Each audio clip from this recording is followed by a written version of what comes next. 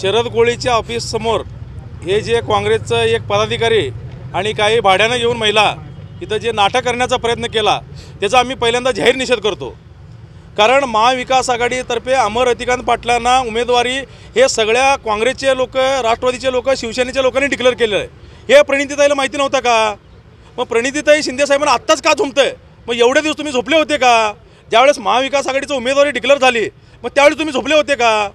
मग त्याच्यानंतर तुम्ही ऐन मतदानाच्या दिवशी काहीतरी स्टंट करायचं, मग काडादीच्या पाठीमागे दाखवायचं। बरं, काडादीवरती एवढं तुमचं प्रेम होता तर महाविकास आघाडीच्या कडनं तुम्ही काँग्रेसच्या परिषदेने सांगून जागा सोडून घ्यायला पाहिजे होतं ना।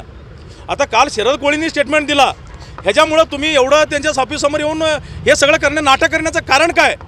कारण तुम्हाला ह्या सोलापूरमध्ये आज महाविकास आघाडीतर्फे अमर रतिकांत पाटील हे 100% विजयी होणार आहेत। बरं, ह्याच्यामुळं तुमचं हे नाटक चाललंय का? कारण असे तुम्ही किती लोकांना तुम्ही बर्बाद करणार आहेत?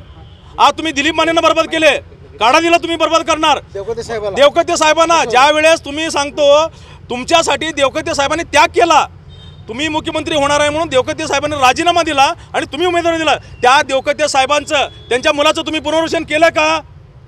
हे अगोदर सुशीलकुमार शिंदे साहेबांनी आणि प्रणितीताई शिंदेनी अगोदर जाहीर करावं, मग त्यांच्या कार्यकर्त्यांनी आमच्या ऑफिससमोर काय करायचं तुम्हाला नाटक नंतर दाखवा। शरद कोळीची गाडी ऑफिससमोर उद्या तुम्हाला सकाळी दिसेल, त्याचं तुम्ही काळजी करू नका। फक्त तुम्ही ज्या ज्या लोकांना धोका दिलाय त्याचं तुम्ही बघा। जर इथं जे गाडी त्यांची शरद कोळीची आली त्याला सांभाळायला इथला सोलापूर जिल्ह्यातील प्रत्येक शिवसैनिक समर्थक आहे। शरद कोळी हा आमचा वाघ आहे, त्यांनी इथं सोडा होय। सोलापूर जिल्ह्यात हे किरकोळ आहेत असं रत्नागिरीमध्ये, सिंधुदुर्गमध्ये हे नारायण राणेला टक्कर घेतलेलं शरद कोळी आहे। आज उद्धव साहेबांनी त्यांच्यावरती एवढी मोठी जबाबदारी दिली आहे, जर नारायण राणेसारख्या एका गुंड प्रवृत्तीच्या माणसाच्या बालेकिल्ला जाऊन शरद कोळीसारखा वाघ तिथं बोलू शकतो तर तुम्ही काय किरकोळ आहेत?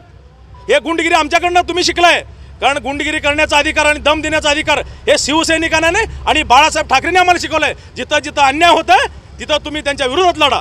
गाडी जर आमची शरद कोळीची फुटली तर काँग्रेसचं, प्रणितीताई शिंदेचं आणि सुशीलकुमार शिंदेचं घरसुद्धा आम्ही फोडू।